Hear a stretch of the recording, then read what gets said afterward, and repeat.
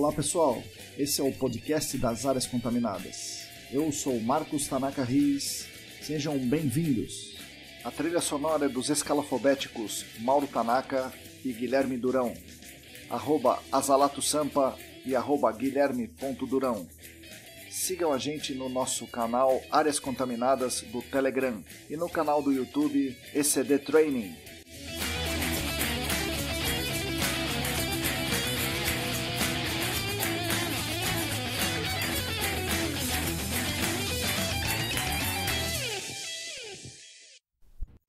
Olá, você aí que está lavando a louça, está estendendo roupa, dirigindo o carro, pesquisando o novo Regional Screening Level da EPA, não se esqueça, foi atualizado, dá uma olhada lá no site. Ou está renderizando o modelo, qualquer coisa desse tipo, bom dia, boa tarde, boa noite. Eu sou Marcos Tanaka Riz, esse é o podcast Áreas Contaminadas, em seu episódio número 31, editado por Lilian Coreaço Riz.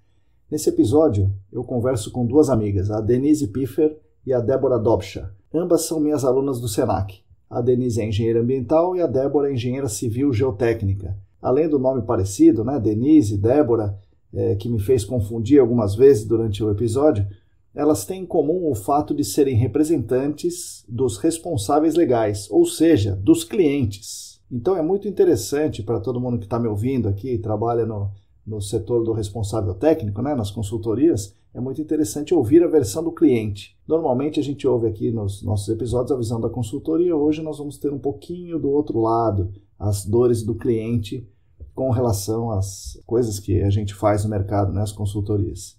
Nas aulas, muitas vezes a gente fala de algum conceito novo, ou aquilo que é pouco usado, pouco conhecido, e nós mostramos a literatura, comprovamos que aquilo é a melhor prática, e os alunos que estão lá concordam, mas nem sempre conseguem aplicar. Por quê? Nas palavras deles, o cliente não quer pagar. Então, sempre a gente ouve, sempre essa questão. Mas isso daí, se eu for fazer isso, ninguém vai comprar, o cliente não vai pagar isso aí. Nesse episódio, vocês vão ver que nem sempre é assim. É claro, nenhuma empresa, nenhum cliente aí quer jogar dinheiro fora. Mas Débora e Denise dizem que falta uma educação do cliente por parte da consultoria. Então, quem sabe a gente dá um passo nessa direção aqui hoje com esse episódio.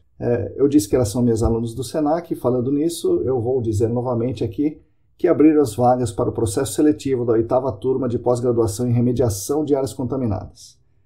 Procure as informações lá no site sp.senac.br. O site é meio não amigável, mas vocês vão achar com certeza. O curso mudou um pouquinho, agora ele terá a duração de 1 ano ao invés de 1 ano e meio. As aulas serão aos sábados o dia inteiro e também às terças-feiras à noite. Essas aulas de terça serão online, serão ao vivo. O curso terá ao todo aí cerca de 40% de aulas online e permitirá a matrícula, isso aqui é interessante, é diferente, permitirá a matrícula avulsa em algumas disciplinas. Uma delas é a disciplina de plano de intervenção. Chama Projetos em Remediação de Áreas Contaminadas, Plano de Intervenção. Essa disciplina será totalmente online e poderá ser cursada avulsa, o que vai facilitar a vida de quem é de longe. Enfim, quem tem interesse, inscreva-se, qualquer coisa, me procure aqui, escreve para mim, marcos@ecdambiental.com.br. São aí 30 vagas, estamos nesse momento com 12 inscritos. As inscrições vão até fevereiro, mas eu aconselho vocês a não deixar para a última hora. Na nossa ideia de fazer resenhas de artigos e protocolos internacionais, estamos aí com bastante gente engajada e começando a estudar os textos e começando a produzir. Acho que em breve a gente consegue soltar alguma coisa, finalmente. Além de mim e da Joyce, que falamos no podcast passado, que a gente tinha tido esse start aí, o Átila e do Júlio, que tiveram a mesma ideia em outro momento, os dois juntos, a gente resolveu juntar os esforços. Se ofereceram para colaborar com a gente aqui a Larissa Macedo, a Larissa Cicotti, o Diego Silva, a Maíra Escarance e a Tatiana Citolini. Isso vai ser um negócio legal, vai ser bem divertido. Promete bons frutos aí. Por fim, gostaria de reforçar aqui a nossa campanha de financiamento coletivo no Apoia-se. Entra no site lá apoia.se/ecdambiental. Se você quiser, se você puder, acesse o site e faça aí contribuições financeiras que vão nos ajudar aí a manter nossos canais, como esse podcast, YouTube, newsletter, Telegram e tudo mais. Aproveitando aqui, vou agradecer demais aos colaboradores atuais, que são 23. Temos 4 anônimos e também os meus amigos Felipe Nareta, Luciana Vaz, Calvin Yost, Cristina Maluf, João Paulo Dantas, Diego Silva, Alain Humberto, Felipe Ferreira, William Taquia, Tatiana Citolini, Atila Pessoa, Sérgio Rocha, Leandro Gomes, Wagner Rodrigo, Rodrigo Alves, Larissa Macedo, Leandro Oliveira, professor Heraldo Giachetti e Roberto Costa. A vocês aí, meu muito obrigado especial. Fiquem agora com as palavras de Denise e Débora. Bom, pessoal, bom dia, boa tarde, boa noite. Hoje eu estou aqui com 2 amigas, a Débora e a Denise. Elas duas são convidadas um pouco diferentes porque elas são representantes de responsáveis legais. Então a gente vai ter um episódio um pouco diferente, onde a gente vai falar com o outro lado da história. A gente sempre conversa com pessoas da consultoria e hoje a gente vai falar com 2 pessoas que representam os responsáveis legais. Bom dia, boa tarde, boa noite. Denise, se apresente para os ouvintes, por favor. Bom dia, boa tarde, boa noite. Bom dia, boa tarde, boa noite, Marcos. Boa noite aí para o pessoal. Bom, meu nome é Denise. Eu decidi seguir esse caminho para a área ambiental durante um curso de tecnólogo em gestão ambiental no Instituto Mauá de Tecnologia, e depois eu ingressei na Faculdade de Engenharia Ambiental e Urbano na Universidade Federal do ABC. Com isso, depois acabei entrando em estágios e adentrei aí o mercado imobiliário, no qual eu trabalhei por 4 anos no total, né? Mas como contratante foram 6 anos, né? Que eu tive uma experiência no Grupo Ultra, pela Ipiranga, produtos de petróleo, e também como contratante. Legal, Denise, obrigado. Bom dia, boa tarde, boa noite, Débora. Boa tarde, boa noite.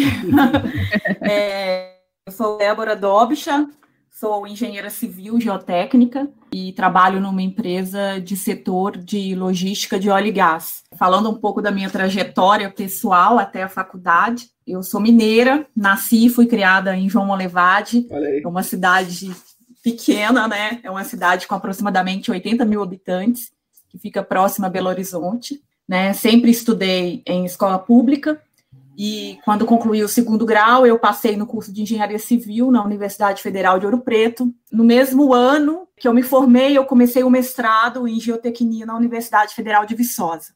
A minha dissertação do mestrado foi na área de barragens de rejeito. Olha, que legal. E, de certa forma, o tema acabou contribuindo para a minha primeira oportunidade de trabalho, que foi numa empresa de consultoria de barragens em Belo Horizonte.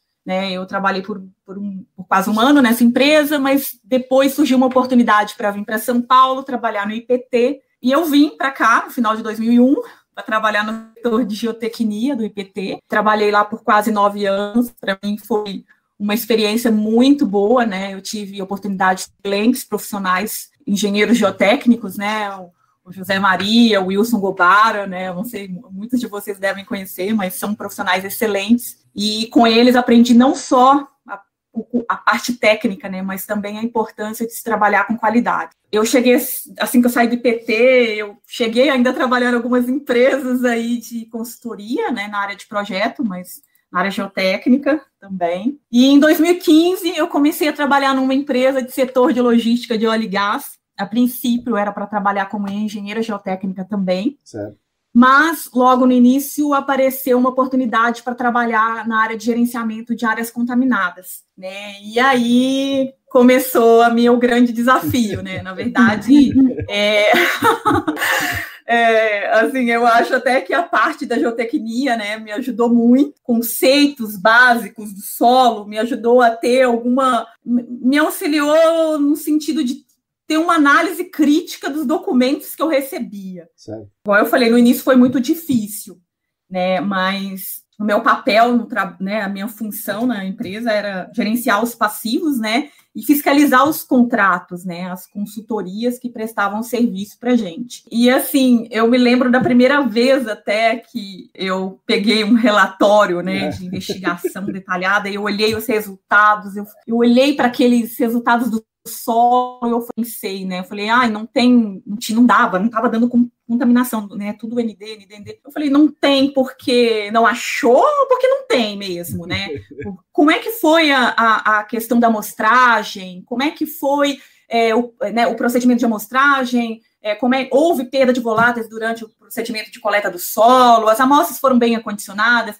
Eram todos conceitos, assim, eu meio que relacionei com o meu conhecimento geotécnico, né, que a gente sempre teve essa preocupação de preservar as amostras de solo, né, para garantir a representatividade do campo, né? O laboratório, ele tem que trazer, né, a amostra tem que chegar no laboratório representando a situação do campo, sim, né? E para isso tem que ter todo um cuidado, desde a amostragem até o acondicionamento. Eu comecei a avaliar alguns relatórios e, assim, eu via muita coisa estranha, muita coisa assim, tipo, estranha, mas eu não sabia como era o correto, né? Tem alguma coisa estranha aqui, mas o que é o correto? Como é que se faz certo? Né? Faltava para mim a argumentação técnica. E aí, por isso, eu resolvi estudar, né? Sim. Eu falei, bem, eu preciso estudar. Eu senti a necessidade de estudar para avaliar os trabalhos e os relatórios apresentados pelas consultorias. Legal. Né? Para fiscalizar melhor os meus contratos e gerenciar as áreas contaminadas, eu precisava aprofundar na área. E dessa forma, eu entrei no Senac. Certo. Vamos chegar lá já, Débora. Mas vamos, já que você falou assim da sua trajetória, me fala uma coisa, por que você lá em João Molevade, não sei se você ia na ACM de João Molevade, né? Você conhece, né? Eu conheço um pouco, né? Eu ia na ACM de Sorocaba, então tal, em João Molevade tinha uma ACM, por isso que eu conheço João Molevade. Mas enfim, você estava lá na ACM, lá em João Molevade, jogando vôlei, jogando handball, sei lá, e por que você falou, esse negócio de engenharia civil é legal, eu vou nessa daí. Por que você escolheu a engenharia e a engenharia civil? Olha, eu vou ser... Olha, para ser sincera, no início eu pensei em fazer engenharia química. E cheguei a tentar engenharia química, né, na UFMG, e na mesma época eu tentei engenharia civil, né? Na UFMG eu tentei engenharia química, não passei. E no mesmo ano eu tentei, na Universidade Federal de Ouro Preto, a engenharia civil. E passei, eu falei, eu vou fazer e vou ver se eu gosto. Se eu não gostar, eu tento de novo engenharia química. E aí eu comecei engenharia civil e acabei gostando e acabei ficando. Eu acho que foi assim. Legal. Boa. Legal. E você, Denise? Você era onde você cresceu, né? Que a Débora cresceu lá em João Molevade. Onde você cresceu e por que você escolheu engenharia ambiental? Bom, eu sou de São Paulo, da capital, nasci e cresci aqui, nunca morei em outros lugares. Eu, assim, saí do ensino médio, acabei entrando ali num técnico em administração, que aí eu descobri que não era nada daquilo que eu queria, não gostei. Ainda naquela fase de adolescência, entrando na fase adulta, a gente meio perdido e tudo. E aí eu sempre me interessei pelo assunto de meio ambiente, sempre me interessei mas não tinha, assim, muita ideia do que era esse contexto todo, claro. O curso era muito bom, só que, assim, não era a área que me atraía, então não foi, né? E aí eu ingressei num tecnólogo em gestão ambiental pelo Instituto Mauá de Tecnologia. No primeiro ano eu só estudei, eu não trabalhei, não fiz estágio, né? E aí no segundo ano do tecnólogo eu passei na Federal do ABC. Então eu cursei o segundo ano do tecnólogo junto com o primeiro da Federal. Então foi bem puxado, mas terminei tanto um quanto o outro, graças a Deus. E aí, depois que eu acabei ingressando no meu primeiro... Aí já ingressei para engenharia ambiental e urbana, que eu já era o caminho que eu queria, né, ali trilhar, gostei bastante. E aí foi, no segundo ano da faculdade, eu comecei um estágio no Grupo Ultra, né, especificamente na Coordenadoria de Gerenciamento de Postos Contaminados da Rede Ipiranga. Caramba! Então, tinha um nome bem... Todo mundo falava, onde você trabalha? Eu falava esse nome todo, cara, que é isso? E lá, assim, foi o meu primeiro contato com o GAC, mas realmente muito cru, tudo. Eu auxiliava nos processos de contratação, participava de algumas reuniões, ia fazer algumas remoções de tanque, acompanhamento de remoção, fazia muito acompanhamento online das remediações que estavam sendo monitoradas, então eu ficava auxiliando naquele processo de monitoramento online, muito pump and treat, né, que tinha, assim, espalhado, mas coisas assim, com grandes plumas, remediações de anos, mas até então eu não tinha nenhuma noção, assim, do contexto de tudo isso, né, de como que funcionava. Eu mais ouvia, absorvia e ia ali auxiliando nos processos. Quando eu estava para completar 2 anos de estágio, surgiu uma oportunidade no grupo Cyrela, mais especificamente no braço da Living Construtora, né, que faz parte do grupo Cyrela. E aí eu participei mais ativamente de gerenciamento de resíduos perigosos de demolição, implantação de planos de gerenciamento de resíduos, e, em paralelo, eu auxiliava também as minhas coordenadoras lá com a parte de contratação de consultorias na investigação das áreas. E ia a campo, quando tinha algum serviço, a gente fazia ali para acompanhar o campo, aprender e tudo mais. Então, também foi um contato, mas não de cabeça, não mergulhei, né? Sim. E aí, em 2018, surgiu uma oportunidade de entrar na Cury Construtora, que foi a minha última experiência. Eu saí de lá em julho, não estou mais lá. Mas onde eu tive um contato mais direto com o GAC e onde me despertou uma necessidade maior de entendimento, assim, né, por conta da complexidade do assunto, que mais, assim, direcionada para a contratação de consultorias, para preliminar, confirmatório, detalhar todo o pacote, né, e ali a gente, o que antes eu tinha só que me preocupar com a linha do tempo de licenciamento, eu comecei a ver que, na verdade, era uma preocupação gritante com os métodos que eram oferecidos pelas consultorias que vinham oferecer o serviço, desde o screening até as investigações detalhadas, tudo, né? Mas, assim, aonde virou a chave mesmo foi num evento da ESAS, em junho ou julho do ano passado, eu não lembro agora. Julho de 2019, isso aí. Julho, né? Isso. E acabou o evento, eu me inscrevi na pós-graduação. Então, eu fiquei muito encantada pela área, assim, gostei mesmo. Estou adorando o curso e foi assim que eu também adentrei no Senac, assim, para essa área. Vocês duas pararam as histórias na entrada no Senac. Débora, o que te fez ir para o curso do Senac? Porque você já estava em 2015 na empresa, né, de logística de óleo e gás, começou a avaliar os relatórios, e em um determinado momento você sentiu que precisava se aprofundar, pegar, como você disse, bagagem técnica para argumentar. Você sabia que tinha alguma coisa errada, mas não sabia o quê. Dentre as opções, por que você escolheu fazer a pós-graduação no Senac? Eu cheguei a fazer antes vários treinamentos de pequena duração, né, muitos. Eu achava que era pouco, né, eu falava assim, pequena duração, às vezes uma semana, mas eu queria algo mais, eu queria aperfeiçoar, eu queria aprimorar mais, eu queria mais conhecimento. Eu acho que o curso de pequena duração eu acho que foi válido, né, eu lembro a primeira vez que eu fiz um treinamento na CETESB, né, sobre investigação de áreas contaminadas, e o Vicente comentou, né, que a gente deveria avaliar as substâncias químicas de interesse, né, e eu lembrei de um caso, né, de um processo que eu acompanhava, né, era um processo de gerenciamento de áreas contaminadas que já estava em andamento quando eu entrei na empresa. Era uma área contaminada por gasolina, né, e que a gente fazia varredura de metais totais e dissolvidos, né? Além dos itens, a gente analisava metais totais e dissolvidos. E me falaram que tinha que analisar toda a lista da CETESB, né? Quando eu entrei, tem que analisar toda a lista da CETESB. Então, para mim, quando eu entrei na minha ignorância, tinha que analisar todas as substâncias da CETESB. As 158 milhões de substâncias. E aí, quando eu cheguei, aquele curso, eu falei, peraí, então por que a gente está analisando metais totais e metais dissolvidos, né? E eu lembro que na semana seguinte, né, acabou o treinamento numa sexta-feira, na segunda eu já peguei os relatórios, fui ver o histórico de metais totais e dissolvidos, nem dava nada na contaminação. Eu falei, gente, mas por que a empresa está aqui monitorando, tem mais de 2 anos, semestralmente monitorando todos os poços, a gente tinha, sei lá, uns 70 poços na área.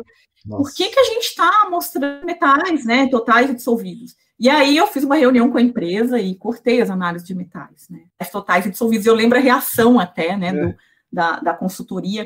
Quando eu falei isso, o cara falou, nossa, olhou para o gerente do contrato, né, e o preposto da empresa, eles olharam para o outro e falaram assim, nossa, nosso maior faturamento das análises, né, porque metais totais e metais dissolvidos no custo né, pelo menos naquele contrato, representava 60% do custo das análises, né?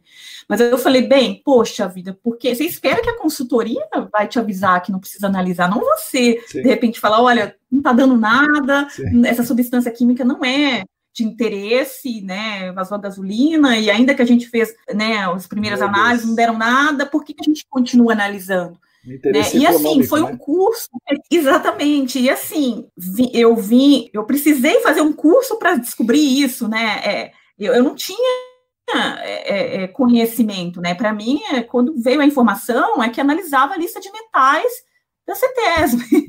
Então, assim, a falta de conhecimento, né, leva muitas vezes, eu acho que a consultoria, ela trabalha com a ignorância do cliente, né? Eu tenho até uma outra situação que aconteceu até recente. A empresa entregou o relatório de investigação detalhada, não tinha concluído ainda, o contrato acabou, enfim, não deu para delimitar a contaminação, mas nas recomendações ela estava recomendando para a gente ali a continuidade da investigação, ok, da delimitação da contaminação em solo e em água, mas também o uso imediato dos produtos remediadores que ela comercializava, entendeu? Ixi. Então, assim, puxa vida, nem conhece, você nem sabe, você nem delimitou na horizontal, você não sabe a sua contaminação, você não conhece o modelo conceitual da área e você já está falando que o uso dos produtos remediadores X, Y, Z funcionam para a área, sabe? Eu fico triste, assim, sabe, quando eu vejo uma situação dessa.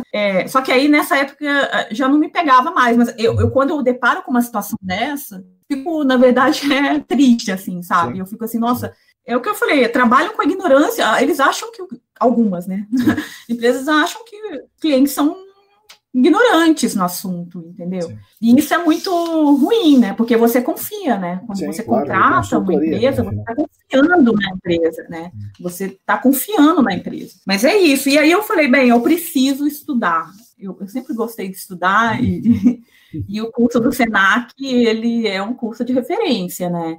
Na área. E eu, um ano antes... Eu já preparei toda a família, eu falei, olha, ano que vem eu vou estudar, então vocês se preparem que a mamãe não vai estar em casa ano que vem. Aí eu já fui preparando todo mundo. Nos sábados eu não vou estar aqui. Nossa, você tá falando isso, eu tô lembrando da gritaria que minha filha fazia quando eu saía de sábado. Era muito ruim. E eu fui preparando, e assim, às vezes eu recebia visita, e né, eu falava, olha, vem mais vezes esse ano, porque ano que vem eu vou estar fazendo o curso, no sábado. E assim, e mesmo na empresa, né, eu acabei ganhando da empresa, a empresa pagou esse curso para mim, e eu tentei várias outras vezes, né, e não consegui. E eu lembro que um ano antes, né, o gerente veio me falar, olha, Débora, dessa vez você não foi contemplada com treinamento. Eu falei, não tem problema, eu tenho certeza que ano que vem eu vou conseguir. E esse ano que vem era o ano que eu já estava preparando toda a família. Certo. E quando eu cheguei no Senac e fui fazer a provinha, eu falei, puxa vida, se eu não passar, não estou selecionada para essa turma, eu já preparei todo mundo, já consegui o patrocínio, e imagina se eu não sou selecionada para fazer a parte da turma do GAC-19. Nossa, né? Senhora, ia ser ruim. Mas é interessante que tinha bem mais gente procurando do que vaga, né? Então, infelizmente, acabou ficando gente de fora mesmo, né? Ainda bem que vocês não, né? Vocês conseguiram. Ainda bem, verdade. E você, Denise, por que você foi lá e caiu no Senac? Como é que foi essa? Nesse sentido que a Débora também está falando, né? A gente começou a enxergar internamente algumas coisas estavam, algumas contratações, tinha algumas remediações contratadas, que aí você começa a entender o que é limite, valor de intervenção, o que é uma CMA, né? E aí você começa a enxergar que você estava remediando um valor de intervenção e não uma CMA, né? Você não estava baseando na avaliação de risco, você estava baseando num valor que deu ali e a consultoria vendeu isso, você está entendendo? Sim. Então, começamos a enxergar essas coisas, né? Até o mercado mesmo tem mudado muito, Tanaka. Eu acho que é perceptível isso no mercado imobiliário, porque antes as equipes de meio ambiente elas eram muito enxutas e o corpo técnico era assim, aquele engenheiro, né, sei lá, pega ali, vamos lá, entendeu? Mas agora, assim, eu percebo que cada vez mais, pelos colegas, por outras construtoras que a gente acaba conversando, pessoal que está em outras construtoras, que o corpo técnico tem sido muito bem especializado, são pessoas que já estão há anos na área, estão sendo puxadas para esse mercado, justamente para auxiliar nessas avaliações. A gente evolui depois na conversa mas muitos serviços, assim, eles têm condições de serem bem realizados, pelo menos no mercado imobiliário, por construtoras e tudo, porque elas querem evitar o risco jurídico, o risco depois, né, o pós. Então, ninguém quer absorver o pós e ninguém quer comprar um terreno mais contaminado do que realmente ele mostra estar a princípio, né, na hora da compra. E depois da conferência, aí é que, nossa, aquilo abriu, parece que um leque, assim, a conferência foi excelente, muito maravilhoso, e o que era legal também, né, que é uma coisa que a gente fica de olho, né, algumas consultorias estavam lá, algumas, poucas, né, Engraçado, achei que a grande maioria, não, a grande maioria que a gente estava ali habitou, não, então, assim, aquilo que você percebe também é que, por mais que as consultorias vão acabar errando, todo mundo pode acabar errando ali no caminho, mas algumas estão, sim, buscando, estão aperfeiçoando também, buscando coisas novas, né? Já outras estão no mais do mesmo, então a gente também começa a abrir o olho para isso, né? Abrir o olho para essas coisas. Acho que é isso. E agora vocês estão praticamente no fim do curso, tá? Faltando muito pouco para vocês acabarem o curso. Vocês entraram com uma expectativa, né, de adquirir conhecimento. Certamente vocês adquiriram conhecimento, né? Estão lá 1 ano e meio, o conhecimento vocês adquiriram. Mas isso mudou para vocês? Vocês conseguiram realmente evoluir e implementar isso nas empresas que vocês trabalham ou trabalharam? Olha, eu digo que para mim eu sou outra pessoa, assim, eu entrei, estou saindo uma pessoa bem diferente de quando eu entrei, sabe? E uma coisa só que eu fiquei mais exigente, né? Eu já aviso a empresa, olha, não me entrega relatório sem antes fazer o checklist da DD, porque eu vou fazer aqui, porque se a CETESB faz lá, eu também vou fazer aqui. Sim. Né? Então, se a empresa já não apresenta, eu ainda falei, olha, eu sugiro vocês já anexarem no relatório um capítulo com o checklist da DD, né? E onde está sendo atendido. Mas se vocês não fizerem, eu vou fazer aqui. Então, se não tiver atendendo ou justificando porque que não deu para atender, eu não vou aceitar. E assim, eu aprendi isso no Senac. E assim, não só isso, quantificação de massa, né? Que muitas vezes as empresas esquecem. Então, eu já lembro, olha, não vai me entregar relatório sem quantificação de massa, porque o pessoal esquece, não vai esquecer das Débora é muito fofa, né, gente? Esquece, assim, tipo, como se não fosse uma obrigação, né? Mas eu entendo as suas palavras, né? Adorei. Teve uma situação, né, que num contrato que eu pagava as análises por custo unitário. E eu lembro que eu tinha pagado várias análises, sei lá, paguei umas 100 análises. Na hora que eu cheguei para avaliar o relatório, eu não vi os resultados do solo. Aí eu falei, mas cadê os resultados do solo? E isso antes do Senac, tá? Porque agora eu já tô mais... Eu já vou com o checklist da DD. Mas eu falei, mas cadê os resultados do solo? Aí a pessoa veio me falar, nossa, esqueci do solo. Falei, puxa vida. Falei, gente, tadinho do solo, né? Geralmente o povo esquece do solo. Falei, não, então você insere um capítulo aí e coloca os resultados do solo. E aí... Mas, depois que já tinha entregado o relatório da investigação detalhada, imagina o tempo que se perde para concluir um relatório para entregar na CETESB, né? Então, tempo, né, o prazo para fechar um relatório de investigação detalhada é algo absurdo, assim, eu vejo uma grande dificuldade. Agora, já no início, né, por exemplo, eu tenho um relatório para receber em dezembro, eu já avisei para o gerente do contrato, olha, vocês já estão elaborando, né, então já pega o checklist da DD e já vão vendo o que já tem de informação e o que está faltando. E aí, até isso foi essa semana passada, porque isso agora eu falo sempre. Não adianta. Se a CETESB faz lá, né? Sim. E se não atender, eu vou receber multa aqui, então eu faço aqui para pagar o meu cliente, minha consultoria, né? Sim. Minha consultoria, porque às vezes eu falo que às vezes acho que até confunde os papéis, sabe? Quem é o cliente, né? Como é que você quer que eu faça? Falei, não, você que é a consultoria, eu sou o cliente. Poxa vida, né? Mas, enfim, o Senac foi muito, muito bom mesmo, assim, eu recomendo. né? Confesso que não foi fácil, né? Para a gente que é mãe, né?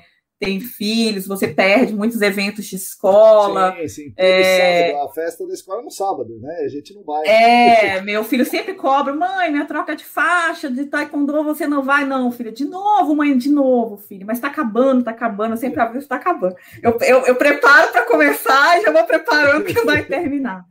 Mas, assim, apesar de todo, né, a gente abrir mão, né, dos sábados, assim, mas foi tão prazeroso, assim, né, eu falo que é agradável, né, eu conheci pessoas, nossa, né, as pessoas legais, assim, é engraçado, é um sábado que é agradável, sim, assim, sim, sabe? Sim. Até acho que era mais agradável quando a gente podia, às vezes, se encontrar, sim, né, porque a gente conversava. Com certeza, é verdade. Mas foi muito bom e eu recomendo para todo mundo, assim, realmente o Senac está de parabéns, assim, e valeu para mim, valeu muito, muito, muito a pena. E, assim, é uma questão, né, engraçada, quando você não sabe nada de um assunto, sabe muito pouco. Não sabe que não sabe, né? Você tem vergonha, às vezes, de perguntar, né? Será que essa pergunta é uma pergunta, vamos dizer, idiota, né? Aí você não pergunta, e às vezes aquilo ali não está explícito nem para você, nem para o especialista. Sim. E hoje, eu já não tenho mais vergonha de perguntar. Com certeza, tá certo. Então, assim, eu me sinto mais à vontade de argumentar, de questionar. Por que isso? Como é que, então, você vai fazer? Como é que vai ser no campo? Como é que vai... Sabe, eu pergunto detalhes, porque antes não estava explícito, né? Ficava implícito, e eu não questionava porque não sabia como questionar. Então, nossa, isso me ajudou muito, o curso, sabe? Eu saio do Senac uma outra profissional, do que como eu entrei assim e saí assim. Acho que foi muito válido mesmo. Legal. E você, Denise, conseguiu modificar a sua atuação e conseguiu modificar dentro da sua empresa, implementar as coisas que você via lá? Então, eu acho que como a Débora também, eu sigo da mesma opinião, que a gente sai mais criterioso, né? Não que a gente saia assim completo, porque para estar completo no assunto de GAC, você tem que estudar todo dia, umas 8 horas por dia, sem parar. É uma área que a gente vai ter que seguir estudando para o restante das nossas vidas, atualiza-se muito rápido, o ganho de conhecimento, principalmente conceitual, um MCA 1A, MCA 1B, o que é? A parte de caracterização hidroestratigráfica, o porquê que eu não posso colocar um poço lá de 2 metros, o que é zona de fluxo, o que é armazenamento, essas coisas, as pessoas, muitas vezes o técnico vem ali te dar alguma explicação e você não tem aquele conhecimento todo, você não vai entender, você não vai absorver. O responsável legal, ele está muito mais, assim, preocupado naquele momento com a linha do tempo dele, em saber em que momento que ele conseguirá ter a sua aprovação não, a sua deliberação dentro do órgão licenciador, né? E até esse conceito foi ganho com o tempo de que deliberar e aprovar são juridicamente diferentes, né? A CETESB, ela não aprova aquilo que você está imputando lá dentro, ela delibera, ela permite que você faça e qualquer problema que tiver, o responsável técnico e legal vão responder também pelaquilo. Então, eu acho que esse ganho de noção jurídica, em conjunto com a parte do GAC, ela foi muito grande, ela foi muito importante, porque agora a gente não deixa assim, não permite que certas coisas passem, né? E não porque a gente achava que tinha que passar, por falta de conhecimento. Então, o conhecimento trouxe aí uma abertura muito legal nesse sentido, assim, eu acho que foi um ganho enorme. Passamos, sim, a ser bem mais rígidos nas contratações, não só por mim, mas a coordenadoria em si, o grupo, a equipe em si, né, que a gente formou uma equipe na época, então foi bem interessante, e foi ganhando esse corpo, e eu acredito que vai ganhar mais corpo, porque São Paulo tem uma ampla prospecção de áreas contaminadas para serem reutilizadas, né? E o setor de reutilização está gritante aí, até com incentivos, com tudo que a gente vê acontecer. Então, eu acho que vai ganhar corpo, sim, e precisa cada vez mais estar aperfeiçoado. Mas o Senac me trouxe isso, com certeza. Vocês têm muitos casos mais ou menos quanto vocês viram nos últimos, sei lá, nos últimos 3 anos que a Débora está na área, né? 3 não, né? 5, né? Quantos casos, mais ou menos, vocês acompanharam e qual é a média de qualidade que vocês enxergam nos casos que vocês viram? Claro, sempre vai ter um caso que é bom, vai ter aquele caso que é uma droga que você tem que jogar no lixo, né? Como a Débora já contou uns 2 aqui, mas qual é a média, né? A média é boa, a média é mais ou menos, e quantos casos vocês acompanharam nesses últimos 5 anos aí? Então, eu vejo uma dificuldade muito grande de conseguir delimitar a contaminação no solo, principalmente. E assim, e onde eu trabalho, querendo ou não, a gente tem a questão de contrato, né? É licitação, é prazo improrrogável, e às vezes acaba o contrato e eu tô com um relatório de investigação com a pluma aberta. Certo. Meu Deus. Então, assim, é uma situação muito... eu fico triste, né? Eu falo assim, gente do céu, porque a gente tem tanto empenho, né? Fica lá o contrato inteiro, fura, põe sondagem, faz sondagem aqui, instala poço aqui, coleta amostra, tal. Chega lá o relatório pluma aberta. O contrato acabou e eu tô com aquele relatório com a pluma aberta na mão, assim. Aí eu falo, meu Deus do céu, e agora? Vou entregar na CETESB e vou falar que vou complementar a investigação. Aí vem uma outra e começa e vai, sonda, instala poço, e aí, sabe, aquela dificuldade de delimitar. Então, o negócio, o prazo, né, até estava conversando com a Denise, outro dia a gente estava conversando, né, para a gente discutir a questão do TCC, e a gente entrou essa questão do prazo, né, porque no prazo imobiliário me chamou muita atenção o fato deles conseguirem delimitar uma contaminação no prazo tão curto. Eu ainda falei, como vocês conseguem isso, né? Porque a experiência que eu tenho é um prazo muito grande para conseguir delimitar, né? A experiência na área imobiliária é algo que eu ainda acho que a gente precisa discutir um pouco, viu, Denise? Eu queria compartilhar um pouco depois dessas... delimitar uma contaminação, principalmente no solo. E eu vejo que hoje...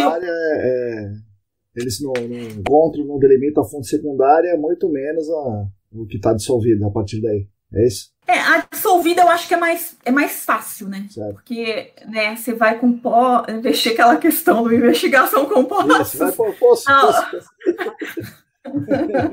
Não, é mais Vou fácil. rodar um poço. Nossa, nem fala.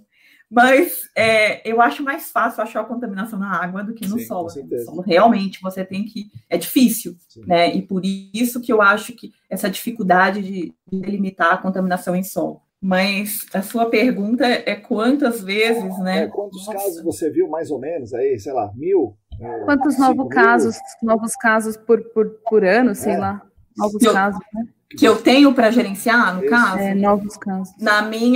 Onde eu trabalho, a gente tem mais ou menos quase 30 áreas, na lista, né, para áreas a serem investigadas e áreas em investigação, e né, no total umas 30.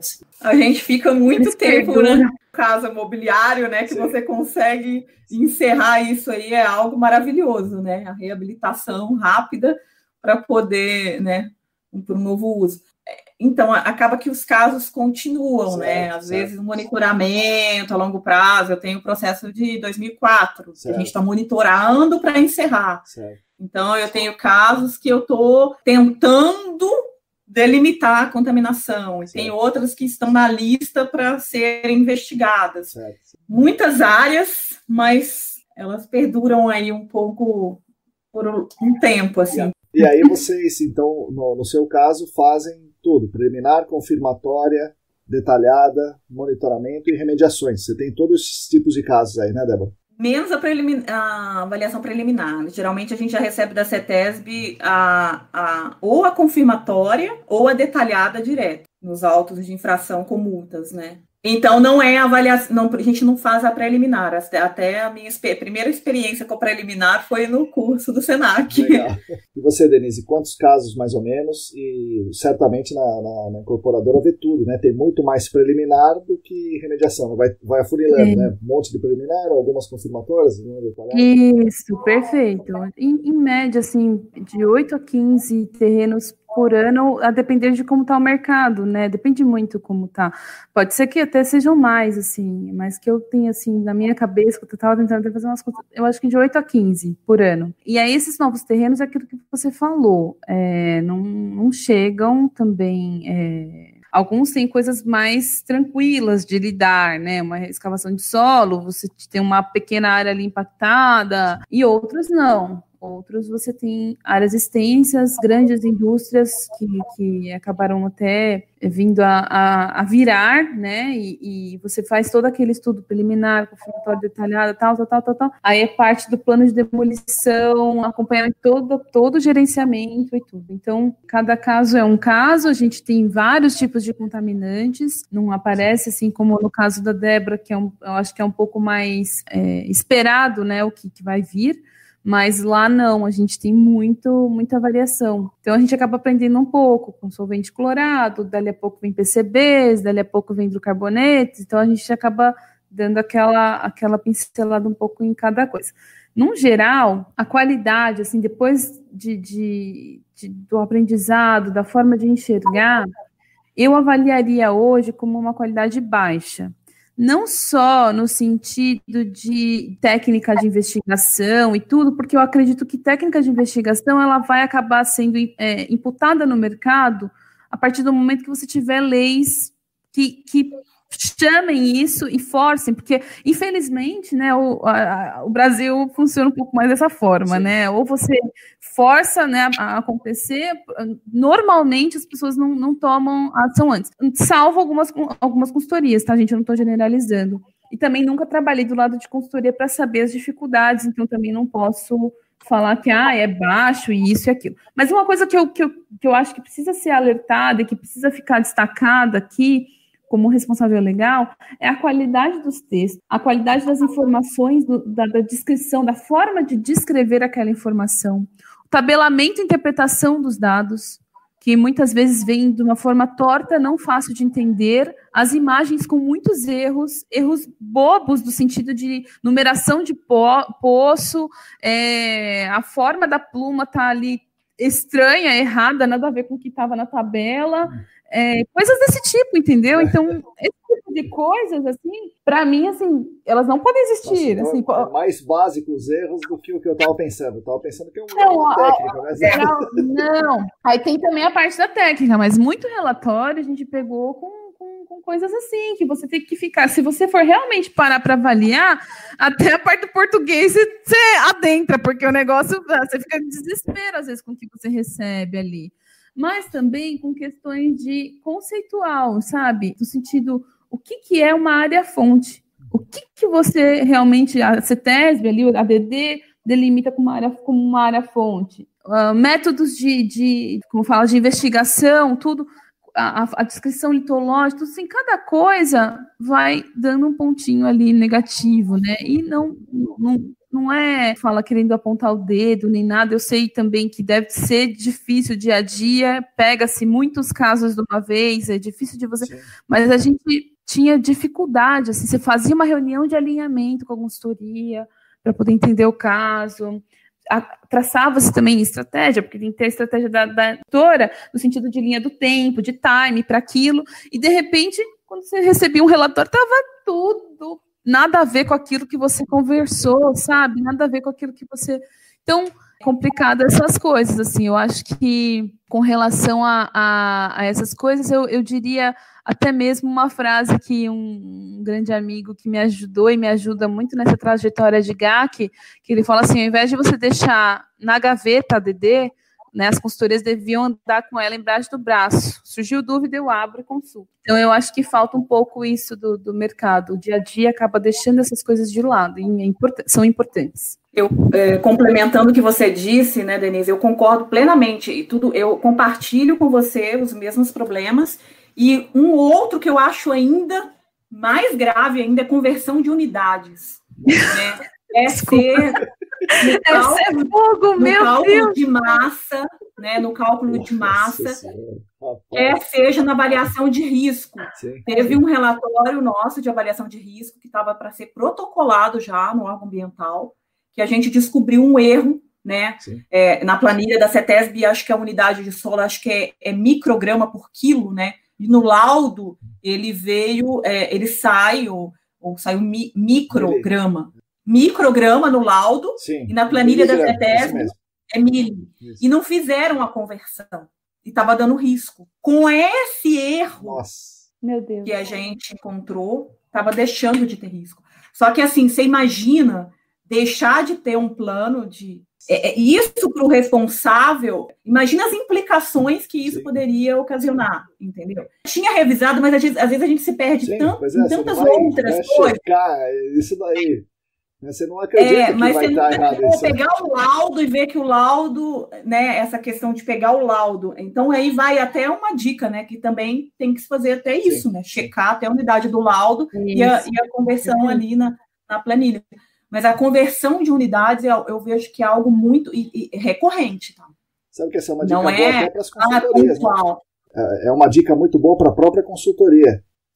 Sim, tomar cuidado, né? Para checar esse problema. Exato, você tem que ter revisão daquilo. Eu acho que revisão é extremamente fundamental, né? Eu lembro que quando eu comecei a trabalhar, até no IPT, né? Eu estava começando a carreira, e eu lembro que eu terminava o meu trabalho, eu passava para o meu chefe imediato, ele revisava super criterioso e passava para o outro que lia que super criterioso. Eu lembro até uma situação que me marcou, né? Que o meu relatório já estava fechado, encadernado direitinho, até meu chefe falou, Débora, tá faltando uma crase aqui. Falei, puxa, esqueci a crase. E aí eu desencadernei tudo, e tirei, né, imprimi aquela... Mas assim, era impecável o relatório. Por isso que eu falo, eu tive excelentes professores, né? O Copara, o Zé Maria foram excelentes professores. E assim... Hoje, o primeiro relatório que eu avaliei, eu devolvi. Eu falei, não, eu me nego a corrigir português. Não, porque não dá, né, gente? A gente é o cliente. Assim, teoricamente, a gente é o cliente. Não, quem teria que fazer o papel de revisor de ortografia? É dentro da empresa, não o cliente fazer isso. Frases sem sentido, e tudo isso que a Denise falou anteriormente. Então, não só a parte técnica, né? Tudo isso é a qualidade da apresentação. Isso é fundamental. É isso que define uma empresa com qualidade para uma outra, entendeu? Eu tive 2 empresas que me marcaram assim positivamente, que para essas eu dou 10. Certo.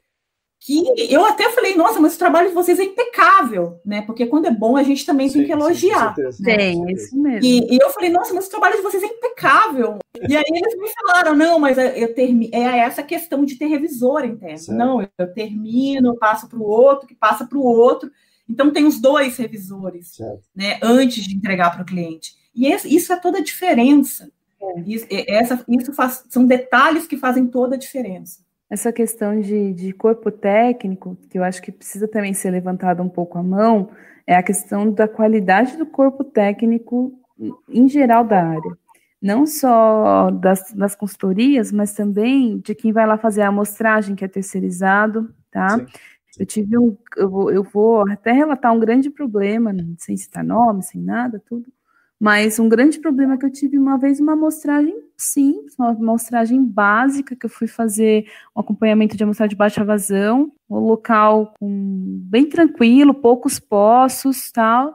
Eu cheguei lá para olhar, ver e até aprender, né? Porque eu já tinha tido aula no Senac, tinha tido uma explicação interna com a equipe, e aí acabei indo lá para acompanhar. E cheguei lá, o rapaz não tinha nem o plano de amostragem na mão, ele ia começar pelo que ele achava. Eu, opa, peraí, como é que é? Então, aí sentei e assim, acreditado, tudo, né? Então, aí fui lá, mostrei o que eu levei para eu acompanhar. Mas eu falei, mas esse aqui é o meu, eu não posso falar para você seguir o meu. Vai que o meu tem algum erro, né? Você vai seguir o meu. Aí tá, então espera mais 40 minutos até alguém mandar no WhatsApp, parará. Beleza, começamos a amostragem e tal, e aí foi indo, aí foi acontecendo a amostragem, da forma que ele ia pegando na mangueira e colocando no galão, ele despejou no chão. Nossa. Quando ele fez isso, eu gritei. Aí eu falei, para tudo.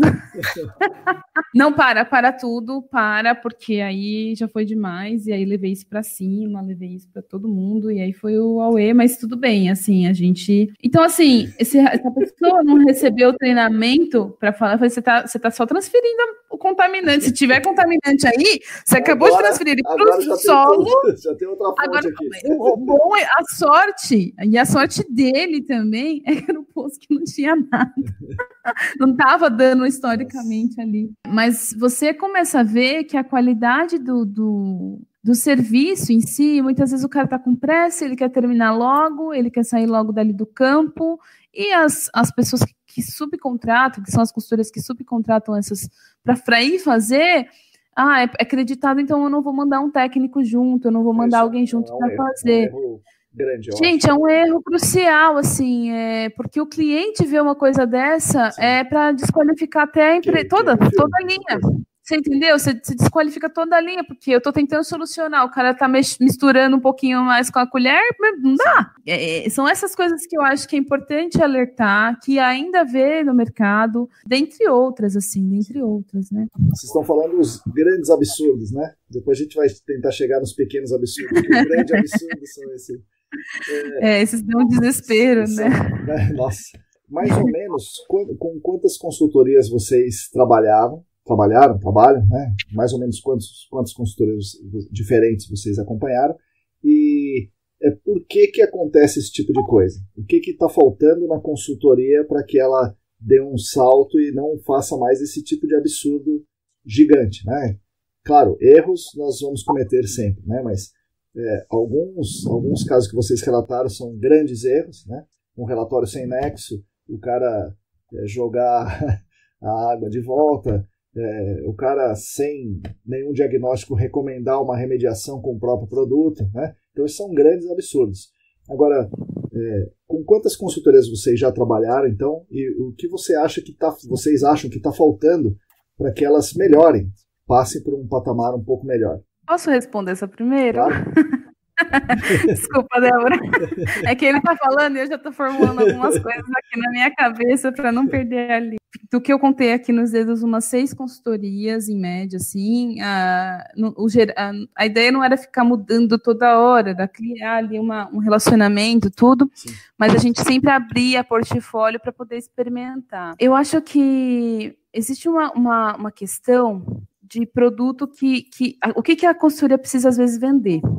Eu não sei eu não sei como é que funciona, eu nunca trabalhei do lado da consultoria, mas algumas coisas, por exemplo, alguns métodos de screening, por exemplo, a malha de SGS. Certo. Depois que a gente aprendeu e tudo que, isso daí pode dar um falso positivo, um falso negativo, a gente levantava a anteninha, né? E muitas vezes a consultoria trazia aquilo como o método na proposta, você entendeu? Sim. Então aí a gente já levantava a mão e falava, mas espera, isso... né? Vamos no beabá da DD, vamos no beabá daquilo que a DD pede, preconiza, os métodos mais atualizados para a gente. Então, eu acredito que para melhorar, precisa se quebrar um pouco aquele do fazer do mesmo, né?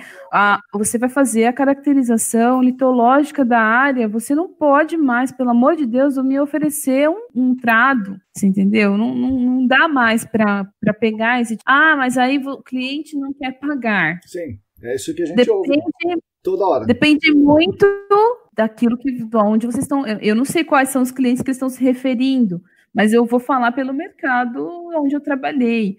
É muito melhor eu caracterizar hoje, eu saber ter confiança no corpo técnico que eu estou contratando, que me traga uma coisa assim, olha, isso daqui, isso aqui, isso serve para isso, e aí você vai encontrar toda a sua gama e não vai ter dúvida. Sim. Né? E é lógico que eu não estou querendo escopo robusto, que me faça extrapolar as coisas, não é isso. É que eu quero muita coisa, não é, eu não quero também, eu quero algo assertivo para a quantidade de gerações que eu tenho ali. Sim. Eu também não preciso inventar coisa, né, pôr coisa a mais, vamos ser assertivo. Então, assim, trazer um olhar, uma boa preliminar, né, para começo de conversa, você definindo ali onde você vai ter o seu screening. Depois daquilo, um screening que siga os conceitos ali mais atuais e que preconiza na DD. E depois, para você fazer a caracterização da sua área, você ter ferramentas que te tragam dados verídicos, dados representativos.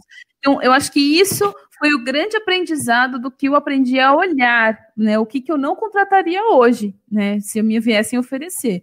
E eu acho que é a melhora que as consultorias precisam apresentar e precisam não só convencer o cliente, mas meio que virar a chave do mercado. E eu imagino que a legislação também precisa ser mais rígida quanto a isso. Não aceitar trabalhos que não tenham dados representativos. Porque senão você não está entregando nada ali. Sim. O que é aquilo? Não faz sentido. Eu acho que é isso. Perfeito. Débora, e você? Quantas consultorias você viu e o que você acha que eles precisam fazer para melhorar? Olha, eu já trabalhei com umas 10 consultorias diferentes. O que eu acho que muitas vezes, né, o porquê que a gente está tendo essa qualidade, né? Eu vejo que isso é um reflexo erro de orçamentação. Eu acho que uma orçamentação errada, ele impacta diretamente na qualidade dos serviços. Por quê? A empresa orçou mal, né? Orçou mal e está levando prejuízo. Primeira coisa que ela vai fazer, reduzir o quadro de funcionários. Então, a quantidade vai ser insuficiente para executar o serviço no prazo inicialmente acordado com o cliente e na qualidade esperada pelo cliente. Outra questão, a contratação de funcionários menos experientes, né? Porque o funcionário mais experiente, ele vai receber mais. Um menos experiente vai receber menos. Então, esse contrato, ele não está me dando... Quer dizer, ninguém vai assumir a culpa, mas houve um erro na orçamentação, vai refletir na qualidade técnica do serviço prestado. E no prazo também, né? Porque aí eu vejo as consultorias que trabalham comigo, muitas delas eu fico com pena dos caras se matando para dar conta, entendeu? Então eu vejo o esforço para atender, mas não consegue atender porque não tem equipe para atender. Então acaba subcontratando mais do que... sai subcontratando, menor preço, né? E qual é a causa disso tudo? Orçamentação errada. Vamos prestar um serviço de qualidade? Vamos. Então, o preço vai ser esse, mas vamos ser todos justos. Né? Imagina, nós 3 vamos participar de uma licitação. Eu quero trabalhar com qualidade, então eu vou contratar profissionais formados no Senac, experientes. E aí, nós vamos entrar numa mesma licitação. Aí, você, Denise, vai lá e contrata quem está se formando agora, que não tem experiência para trabalhar em áreas contaminadas. Quem vai ganhar a licitação, né? Depois, aí a gente vai ter o que a gente recebe hoje. Então, eu acho que a causa disso tudo é na orçamentação, sabe? A causa. É lógico que também tem outros fatores isolados, mas eu acho que se puder focar mais, né, as empresas puderem entender melhor o escopo do que está sendo contratado, né? Trabalhar junto com a parte técnica, como podemos fazer, o que pode acontecer de errado, prever. Né? Eu tenho uma experiência interessante, né? A empresa, a parte comercial, esqueceu de considerar no custo do sistema de operação MPE, 24 horas, o custo do diesel. Então, imagina, só previu o aluguel do equipamento, do sistema. Então, esqueceu que tinha que ter 24 horas de diesel ali e esqueceu de prever o sistema de vigilância, porque, na verdade, o MD falava, né, olha, é área externa, então tem que prever o serviço de vigilância. A empresa esqueceu. Então, assim, o que aconteceu? Ganhou. Imagina como foi o andamento. Ganhou, a empresa ganhou a licitação, mas ela teve problemas ao longo para executar o contrato, entendeu? Porque aí reflete naquilo que eu te falei, reflete na equipe, reflete na quantidade de pessoas, no prazo, né, prazo que prometeram, e aí cai nessa situação que a gente já falou, né, da qualidade dos trabalhos. E como é difícil você levar um mapa orçamental com 3 concorrências, 4 concorrências que seja, aonde um está cobrando 100 e o outro está cobrando 30. Então, assim, sendo que você olha para o de 100 e você sabe que ali Nem sempre o de 100 é melhor, tá? Eu não estou falando que o de 100 é melhor, mas assim, a discrepância dos métodos utilizados tem um custo, a diferença de custo grande. E aquele lá que está me oferecendo o de 30, muitas vezes ele vai colocar aquele que ele já tem a toque de caixa, que ele já tem a parceria com fulano, com ciclano, e que de repente ele fez a primeira parte e daqui 2 meses vai ter 3 aditivos para eu aprovar também. Então, assim, se as consultorias se equiparam, né, tentam trabalhar, acho que a contratação hoje em dia eu tentaria fazer pelo mesmo nível de conhecimento, ali você não pegaria mais como antes, né, porque a gente não tinha noção de equipamento, não tinha noção de metodologia, tipo né? O que é esse direct push que o cara tá falando aqui, né? Solo, então, assim, solo é massa de solo. Vai furar do mesmo jeito, o que tem a ver? O negócio desce quadrado, tão legal aquele negócio girando, né? A gente começa a enxergar também isso, né? Que muitas vezes o barato hoje, ele vai me custar bastante caro daqui a alguns meses, né? E até uma busca que a gente está tentando fazer no TCC, né, Débora? Tentar casos onde você olhe para isso, de como que algumas investigações que foram feitas de uma maneira, entre aspas, que a gente chama de tradicional, convencional, versus a outras que foram feitas de maneira, com equipamento que você tem uma caracterização mais assertiva, de camadas e tudo, o que isso me trouxe de custo-benefício depois, meu pós, né? Certo. Eu encontrei realmente onde estava meu contaminante, eu diminuí meu tempo de remediação, eu diminuí meu tempo, porque eu já fui mais assertivo naquilo lá, eu escavei, já retirei tudo. Como que foi isso, entendeu? Então, essas coisas são importantes da gente tentar balizar, porque é muito difícil você chegar com um mapa de concorrência para o diretor da empresa aprovar e ter que falar que o de 100 é melhor do que o de 30, ele vai ter que mas peraí, não, sim, né? Quero de 30. A CETESB então, não aceita todos, né? Então... Isso! Eu acho que essa é a grande dificuldade para o responsável legal. Por falta de conhecimento, a expectativa dele mas aprova na CETESB? Aprova não, delibera, né? Passa na CETESB. Então, e aí ganhou-se esse conhecimento de que deliberar não é aprovação. Você não está 100% munido. Isso é interessante. Entendeu? Esse é um negócio interessante. Mesmo que a CETESB, entre aspas, aceite, né? Vamos dar aspas aqui, aceitou. Mas não quer dizer que ela aprovou e referendou e falou, segue em frente. Eu vou te dando o seu aval e faça isso que tá tudo... Ela olha assim, é claro que se tiver algo discrepante, eles vão levantar a mão, mas se for algo que tá... Algumas coisas até eu acho que poderiam ser mais nítidas, sendo bem sincero também, né? Não sei também como que funciona essas aprovações e tudo. E também não querendo, a minha palavra não é querer prejudicar o setor imobiliário para que pesem mais a mão, mas é para que tenha menos discrepância nesse sentido do mercado, para que o mercado se equipare, fique melhor no sentido de qualidade, porque é assim que você vai conseguir qualidade, senão você não consegue. Com certeza. Bom, e uma coisa que vocês sabem que eu gosto bastante é de amostragem de solo, né, claro. E aí vocês, nesses montes de casos que vocês analisaram, quantas vezes, ou se é frequente, primeira coisa, coletar amostra de solo na zona saturada, e segundo, quero fazer uma definição das unidades estratigráficas para planejar o trabalho seguinte. Quantas vezes vocês já viram fazer isso? Isso é comum? Nunca viram? Como é que é? A amostragem na zona saturada, eu nunca acompanhei, nunca presenciei. Eles falam que não conseguem, né? Quando eu recebi um plano de instalação de postos, eu falei, me apresente o modelo conceitual. Eu quero. Tá na norma aqui. Exatamente, eu insisti. E aí foi o estresse. E aí saiu o modelo conceitual. Eu consegui da empresa esse atendimento aí da DD pela primeira vez. Assim. Mas é difícil, assim, foi com bastante cobrança e tudo mais, porque é desgastante, sim, né? Sim. Porque aí você passa a ser o cliente chato, né? Mas é isso, Uma coisa me intriga, Débora, no seu caso. Se é muito raro ou você nunca viu o cara coletar a amostra de solo na zona saturada, como é que ele vai investigar o El Nepo se o El Nepo não fica flutuando como a gente imagina, não existe o Pancake Model e tal? Como é que o cara investiga o El Nepo trapeado, sem sequer uma amostragem de solo? Como que ele faz isso? Me diz. Então, as amostragens são sempre Na franja capilar, né? Na franja capilar e maior.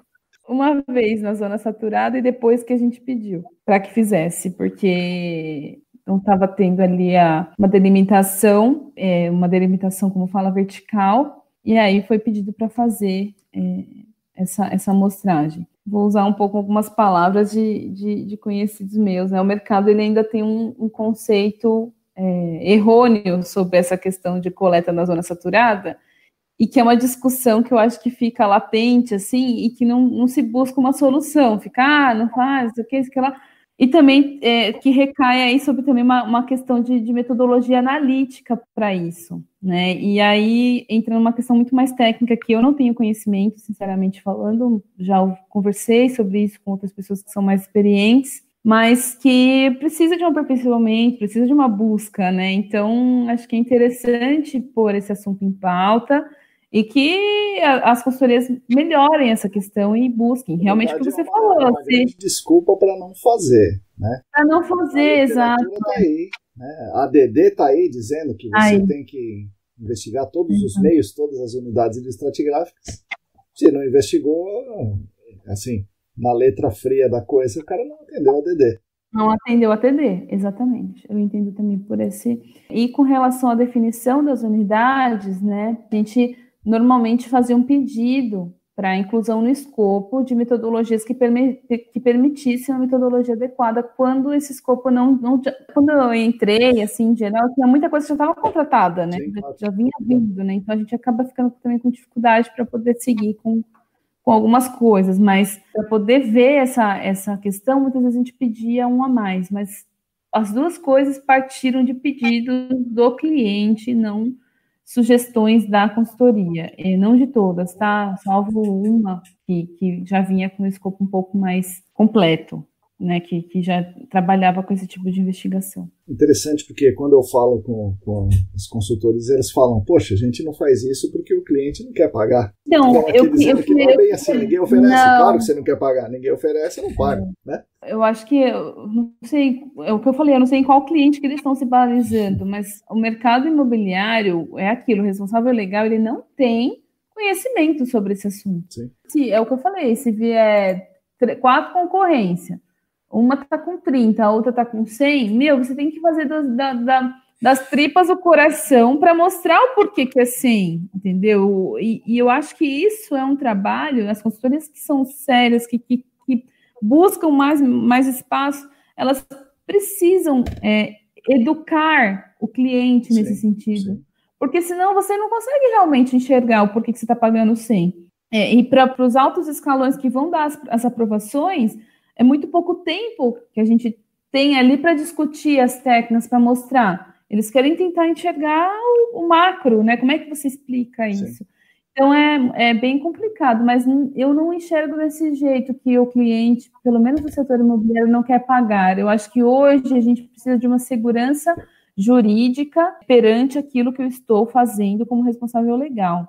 Eu vou entregar um produto, no caso da minha última experiência, Minha Casa Minha Vida. Ele não tem condições de arcar com isso no futuro, ele não tem condições de arcar com uma remediação, ele não tem condições de seguir com... Então, assim, meu terreno tem que estar limpo para que ele possa entrar. Até mesmo se algum terreno é investigado e uma grande contaminação, que dê ali um grande risco, seja identificado, a gente não vai receber aquele terreno. Você deixa para o próximo que tem mais tempo e dinheiro para ver com isso, né? Mas que tem mais tempo, na verdade, porque o time é muito curto, né? Eu acredito nisso, que não é falta de dinheiro, e isso não significa que os escopos tenham que vir gigantes e inflados, não é isso. Mas muitas vezes nós pagamos, na época que começou a ter essa virada de chave, por escopos que, por ao invés do cara instalar 5 poços bem instalados na zona certinha, depois de já ter investigado o solo, amostrado o solo certinho, para instalar só naquela zona, ao invés de ter 5 bem colocados, meu escopo tinha 35 que não serve espalhados, que aí você pegava uma concentração aqui, uma concentração lá, deu, então vai ter que remediar, vai ter que fazer o quê? Então, assim, eu gastei muito com remediação numa coisa que não tinha que ter sido remediado e que depois a gente viu, quando veio esse grande conhecimento. Então, assim, são coisas que são aprendizados, acho que para ambos os lados, e que várias consultorias vão ter que ter aí que dar uma sambada para poder melhorar, porque a partir do momento que o cliente ganhar corpo técnico, dançou. Sim. Na boa, dançou. Se pega um cliente como vocês, que conhecem a coisa, vai ser mais... É mais difícil de enganar. Vai ser bem mais difícil de enganar. Vai ter que estudar mais para enganar, né? Vai. E isso eu falei dentro da investigação, né? E dentro da remediação tem algumas coisas que também são básicas, como amostrar o solo para investigação, que eu não vejo muita gente fazendo. Então, por exemplo, teste de bancada, teste de traçador em campo, a quantificação da massa, principalmente do 90% da massa que está residual, sei lá, um teste piloto por unidade do estratigráfico. Vocês já viram alguma coisa dessa sendo feita? Modelagem? Modelagem já, mas essas outras testes de traçador nunca vi. Quais foram os outros que você falou? Ensaio de bancada. Ensaio de bancada também, eu não... Poucas vezes também. Ensaio piloto poucas vezes. A modelagem eu vi em 2 ou 3 casos. Mas é interessante também a modelagem sem os dados, porque se não tem o traçador, se não tem a unidade de estratigráfico, e a modelagem é estranho. E você, Débora, viu alguma coisa dessa? Traçador, bancada, piloto? Não, a gente o teste bancada a gente fez até para uso de oxidante, né, na área, mas o projeto piloto, né, a sequência seria até a gente fazer o projeto piloto. Essa questão, né, acho que até de teste piloto, teste bancada, é algo que a gente tem que prever no contrato, né? Sim. Muitas vezes, né, pelo menos no meu caso, se eu não prever, depois eu não posso executar. Entendi. Então, hoje, eu estou prevendo, né, tudo isso. Então, eu estudei bem a DD fica em cima da minha mesa do trabalho, sério. Eu tenho meus caderninhos, a agenda telefônica, que eu ainda sou das antigas, tenho agenda telefônica, tenho meu caderno de anotações e a DD, que fica do meu lado. Você vê como é que é a forçação para usar uma técnica, né? Porque, querendo ou não, quando você olha em termos de custo, né? O custo de oxidante, ele não é barato, né? Certo. A técnica não é barata. Certo. Então, assim, eu vejo muitas vezes uma forçação. Olha, vamos nesse que é o melhor, sem testar. E não é por aí, né? Vamos testar e testar direito, né? Porque, assim, você vai fazer um furinho, vai provar que a técnica é suficiente, ela é eficiente com uma injeção, sem traçador, sem... O que você vai analisar, né? Aí eu fui nos detalhes mesmo, mas quais os parâmetros vão ser analisados? Eu tinha acabado de ter a aula sobre oxidação química. Eu estava com a aula até, eu sabia o checklist, né? Mas, enfim, eu fico, na verdade, eu fico triste, sabia? Assim, muitas vezes as consultorias tratam os clientes, assim, como ignorantes, assim, sabe? Hoje, eu consigo contra-argumentar muito mais, né, por conta, né, eu acho que o Senac me ajudou muito, né, e o que a Denise falou, a gente tem que continuar, assim, estudando, a gente não pode parar nunca, né, é uma evolução, né, a gente está num processo de evolução, né, o GAC está evoluindo, e a gente tem que evoluir junto, porque senão daqui a 10 anos a gente vai estar ultrapassado. Então, enquanto a gente estiver trabalhando, a gente tem que estar estudando, tem que estar participando de webinar, tem que estar se atualizando. E eu acho que é uma pena, né, que muitas vezes a parte, né, uma consultoria olha só a parte da financeira, né, do contrato, né, olha a parte só financeira. É lógico que um contrato, para ser bom, ele tem que ser bom para os dois lados, né, então por isso vamos orçar bem, né, vamos ser justos na orçamentação. Porque muitas vezes a gente faz uma orçamentação e a empresa ganha pela metade. Quando ela ganha pela metade, eu já fiz assim, puxa, problema. Lá vem. Problema, porque como é que ela vai executar bem? Então, para ganhar, faz de tudo, né? Sim. Eu preciso ganhar. Sim. Então, eu ganho do menor preço e entro lá embaixo. E realmente, ele vai ganhar, porque quem quer trabalhar com qualidade não vai ganhar aquele contrato. Então, eu acho que precisa mudar. Porque depois o cara pode ser excelente profissional, mas ele não tem condições de executar, porque ele vai ter que reduzir, ele vai ter que colocar no campo, ele vai ter que pegar o cara que entrou na empresa agora para fazer o relatório, ele vai ter que subcontratar uma empresa ruim, ele vai ter que driblar ali para o contrato sobreviver até o final do prazo, né? O gerenciamento de áreas contaminadas envolve não só a parte técnica, envolve a gestão de prazo, gestão de custo, gestão de qualidade, e muitas coisas precisam melhorar. E uma delas que eu acho extremamente importante é a questão da responsabilidade técnica, né? Hoje, o responsável técnico entrega o relatório, termina o contrato, vai embora, e aí quando a CETESB, depois de alguns meses, emite a manifestação, se aquele relatório não está ok, a multa vai para o responsável legal, né? Sim. Responsável técnico, já até esqueceu aquele contrato, e o responsável legal lá está lá pagando multa, ou às vezes recorrendo da multa e gastando com jurídico. Se eu recebo a multa aqui como responsável legal porque eu te contratei e você não me atendeu, então você também deve ser penalizado junto comigo. Sim. Aliás, você deve ser penalizado sozinho, porque teoricamente eu não conheço do assunto, você conhece, sim. Você sabe ali, você está garantindo que ele está atendendo a legislação. Eu acho que é isso. Deixa eu fazer uma pergunta um pouco mais não técnica para vocês, embora seja de certa forma técnica, porque é o que vocês têm a ver com o TCC de vocês. O que a gente está fazendo hoje, né, o mercado de áreas contaminadas? Nós estamos gerenciando, né, remediando as áreas até que não haja mais um risco real às pessoas. Por exemplo, um risco de intrusão de vapor em ambientes fechados, de uma pessoa que venha morar num prédio ou que esteja trabalhando naquele lugar e tal. A gente remedia até esse ponto e a gente deixa para lá um risco potencial, que é, por exemplo, de ingestão de água subterrânea. Isso é um risco, mas ninguém está bebendo água agora, pela sua contaminação e mais outras coisas, ninguém mais vai poder beber água dali por um bom tempo. E o que a gente faz hoje? Remedia até não existir o risco real, que no nosso exemplo é a intrusão de vapor, e a gente vai embora. Tchau! E isso é permitido, né? Ninguém faz isso assim de maldade, né? Então isso aí é uma coisa que existiu uma brecha ali na instrução técnica e tal, né? A DD previa que eu tinha que continuar remediando, mas a instrução técnica disse que não e tal. Então tem uma brecha para isso, como a Denise falou. O que vocês acham dessa situação? Nós que trabalhamos aqui, eu certamente não estou confortável com isso, né?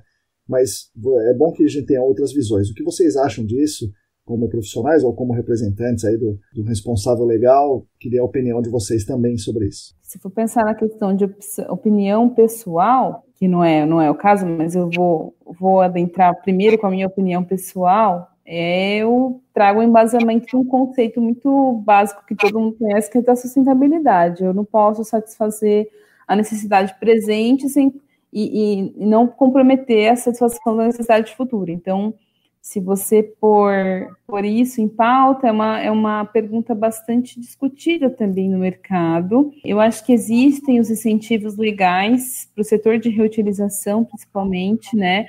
O responsável legal e o técnico, eles não podem, assim, se apoiar nessa questão deixei lá um polígono de restrição, tchau. Isso.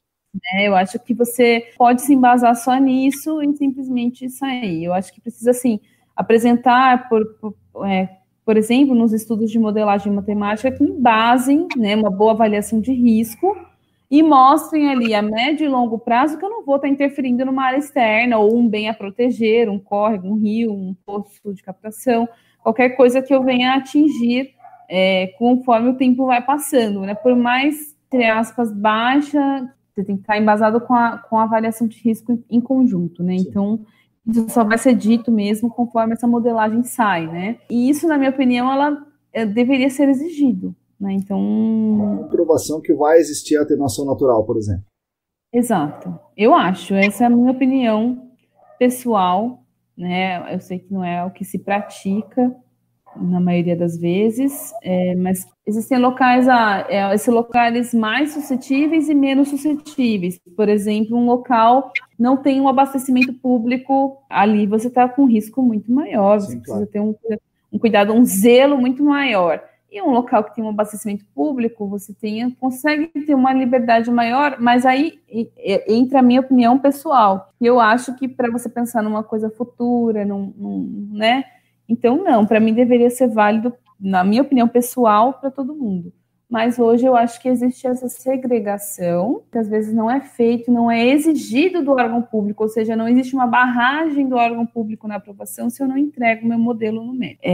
Mas eu acho que o mercado também precisa, sim, olhar com mais zelo e cuidado por isso, né? Eu acho que as demandas hídricas tendem a aumentar, não diminuir, e por conta disso, pensando no futuro até mesmo da minha filha, de vocês e tudo, eu penso desse jeito, né? Mas aí vai de cada parte. Essa pergunta aí eu acho que é bem delicada, né? E aí rende aí uma boa discussão.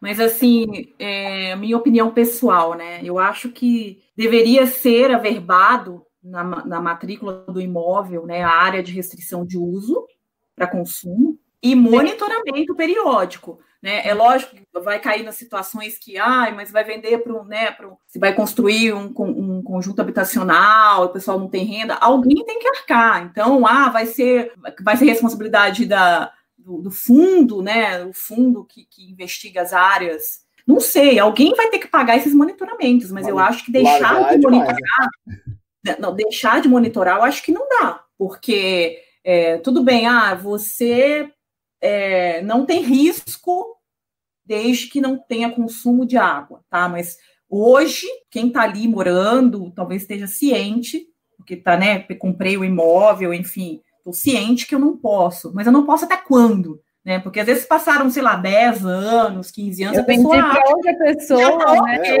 já vendeu para outra pessoa porque está querendo vender, aí esconde a parte ruim, não sei. Mas e aí? Depois de 15 anos, você vai achar, não, aquilo era naquela época, agora já passou. Então, assim, esses monitoramentos periódicos, eles são necessários. Ainda que você, por exemplo, no início, você pode fazer anual, depois bienal, e aí vai espaçando a cada 5 anos, não sei. Em função dos resultados, é que você vai tomar a decisão, a periodicidade desses monitoramentos. Mas eu acho que não pode deixar de existir os monitoramentos. E quem vai pagar é outra história, que aí entra num outro, né? Aí vem uma discussão, quem pode, né? Tem aquela, né? Às vezes quem pode pagar e quem vai pagar. Mas eu acho que tem que monitorar até não ter mais o risco. É uma opinião também pessoal. Sim, claro. Nós estamos indo para o final do programa aqui, né, pessoal? Como é que vocês duas veem o futuro do GAC? Vai existir GAC ainda? O que a gente tem visto na EPA, por exemplo, a EPA tem sido sufocada, né, nos últimos 4 anos. A CETESB também tem menos recurso, menos gente trabalhando. Existe uma pressão muito grande do setor, entre aspas, produtivo, para que se diminuam os custos, né, o custo estatal, né, de impostos e de exigências estatais, e o meio ambiente está entre elas. Vocês acham que ainda vai existir GAC daqui a uns 5 anos, 10 anos? Se existir, como é que vai estar esse mercado? E como é que vocês vão estar nesse mercado aí? Olha, eu sou otimista. Eu digo que vai existir, que vai evoluir. Eu acho que tem muito a evoluir. A conscientização das pessoas, né, da importância de remediar essas áreas, até porque a gente precisa, né, reabilitar as áreas, né? E eu acho que tem muito a evoluir, tanto na área técnica, na parte técnica, né, de investigação, de remediação, quer seja na conscientização da importância dos trabalhos técnicos desenvolvidos. Então, eu acho que as pessoas, os profissionais que optam por trabalhar nessa área, eles precisam se atualizar sempre, né, porque trabalhou, né, porque eu vejo muitas vezes as pessoas, mas eu trabalhei. A gente tem que evoluir, a gente não pode ficar preso no passado, a gente tem que evoluir com as técnicas, né, que elas têm mostrado que são mais eficientes. Sim. Eu acho que, eu acredito, eu sou uma pessoa otimista, então eu acredito que vai sim evoluir, e a gente precisa evoluir junto, né, por isso o curso do Senac vai acabar, e eu vou continuar te seguindo nas redes sociais. Isso aí, né? Assistindo a todos os podcasts. No curso. Acho que é isso. Legal. E você, Denise, como é que... Se Deus quiser, né? Eu acho que sim, vai ter aí uma evolução. Apesar de enxergar, assim, que culturalmente, eu acho que até já falei isso durante a conversa, vou reforçar, culturalmente, infelizmente, se não tem uma lei que puxe e obrigue o aperfeiçoamento daquelas técnicas em si e forcem a usá-las, a gente tem um pouco mais de dificuldade de ter a disseminação disso no mercado por livre vontade. Mas eu enxergo ao longo do tempo, e olhando para o mercado imobiliário, o quanto tem sido chamada as pessoas com mais conhecimento, com mais peso nesse sentido, para poder avaliar aquilo que está sendo feito. E eu acho que isso faz com que a régua suba, né? Você tem um nível mais alto de contratação.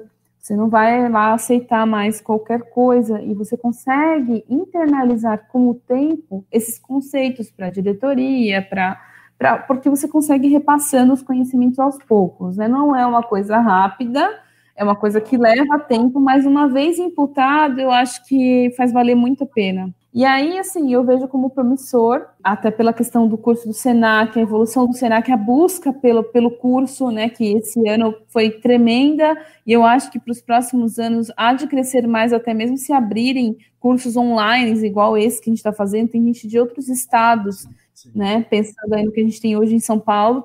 Eu fiz um curso uma vez com uma moça, eu acho que eu não lembro se ela era de Minas, não lembro qual estado que era. Eu sei que ela falou, gente, eu não tenho que fazer nada disso lá, eu tenho que fazer a DD. Então, assim, ela ficou desesperada quando ela viu o DD. Ela falou, meu Deus, então todo mundo já se descabelou aqui primeiro. Só uma vez, agora. Aí, assim, eu acho que levar isso para o restante do país, né? O país é continental, então você precisa ter. Eu acho que é promissor, pensando nesse sentido, mas precisa de embasamento legal, precisa de força, né, para ganhar esse peso. É isso. Espero estar aí atuando por bastante tempo, crescendo aí na área. O mercado vai agradecer se vocês continuarem. Agora, pessoal, tem um cara que vocês conhecem bem, que é o João Paulo, né, estuda com vocês.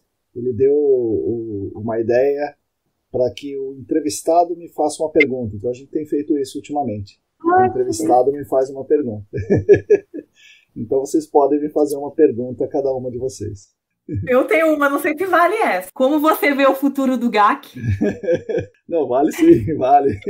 Eu estava, há alguns anos, venho vindo pensando nisso, né? E eu estava bem pessimista com o futuro do GAC, porque é exatamente isso que vocês falaram. As pessoas não querem fazer, umas porque não conhecem, outras porque não têm interesse, outras porque economicamente é pior para elas, né? É estranho falar isso, né? Mas elas querem fazer menos, e o fazer menos é melhor economicamente para elas, porque é o que elas sempre fazem. Então elas automatizam os processos dentro das consultorias que viram tipo uma linha de montagem, né? Uma linha de produção de relatórios e tal. Então eu estava bem assim, desacorçoado nos últimos tempos. E aí com a legislação sendo afrouxada e a gente bota... Eu, que nem a Denise, boto fé que a CETESB vai exigir as coisas e não é possível, ela faz ADD e está escrito claramente lá, ela não vai aceitar isso. E daí você vê um caso passando 2, 3, 4 na CETESB, então a CETESB, entre aspas, aceita, mas como a Denise falou, não é que ela aceita, né? Ela não aprova, né? Ela deliberou, ela deixou você fazer. Se tiver um problema depois, meu filho, segura. O problema é seu, mas até o problema aparecer, isso aí já vai uns 10 anos. Isso até vou aproveitar e engatar. Eu não acho também que vai demorar tanto, sabia? Eu acho que a própria pessoa, isso falando para quem compra um apartamento hoje, as pessoas têm perguntado o tanto de ligações que eu recebia de cliente, lógico que o cliente não falava direto comigo, mas assim, interna, que acabava chegando até mim, cresceu assim exponencialmente. E a gente começou a perceber também visitas de clientes falando que era de órgão público, na porta do empreendimento, fazendo pergunta. Aí a pessoa ia lá fazendo aquele monte de pergunta, muito voltada para resíduos, muito voltada para outras coisas, não era especificamente de GAC, mas você via que era um interesse ambiental. Querendo saber se a construtora estava seguindo aí passava um Gmail. Então tá, você me responde por esse Gmail. O órgão público não usa Gmail, como assim? Eu começava a perceber que o cliente, as perguntas que vinham quando corretores mandavam e-mails para a gente, olha, recebi essa pergunta da pessoa que está querendo comprar, entendeu? Então, eu entendo que a informação, ela é essencial para qualquer coisa, em qualquer segmento. Então, informação para o cliente, informação para as pessoas também que vão comprar. Eu, Denise, né, se eu fosse comprar um apartamento, meu Deus, né? É minha família, né? E isso, sim, talvez... Fui eu que mostrei esse solo, não foi, então não vou comprar aqui. Essas questões são importantes, assim, de a gente notar o que o mercado também está...